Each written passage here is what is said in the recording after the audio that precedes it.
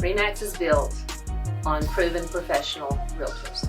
And so after being here for as many years as I have, surrounded by the best of the best, it helped me level up my game. It helped me become the best realtor I can be. The wealth of knowledge that is here can't be beat. RE/MAX has a level of integrity that is unmatched. That I could walk into anybody's office and ask anybody a question and ask for their assistance.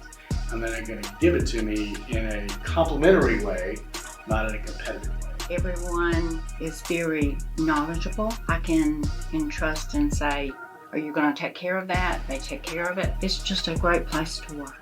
It is the most recognizable brand. Everybody knows the RE/MAX Bulletin.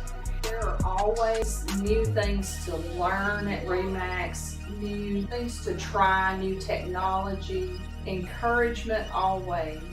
You don't ever have to explain what RE/MAX is. It comes with a recognition and a reputation that is stellar. The amount of knowledge that the agents here have, it's a treasure. I love working for RE/MAX Platinum. I've been here for 20 plus years. I am here because the community trusts us.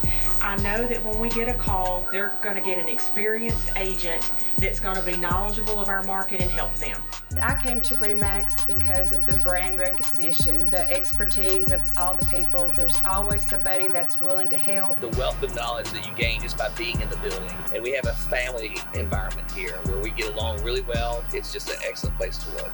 I think our experience, learn about new housing. I think we're good at coming together and talking about our listings. We can learn from each other's experiences. RE/MAX is our scout. They're out 3 or 4 years ahead of what's going to happen. And we have that as a real asset for us. And it all goes back to our clients. They're the most important part of this. Our customers and clients are all that matters in this, because without them, RE/MAX doesn't exist. So if we can help you, it'd be our pleasure.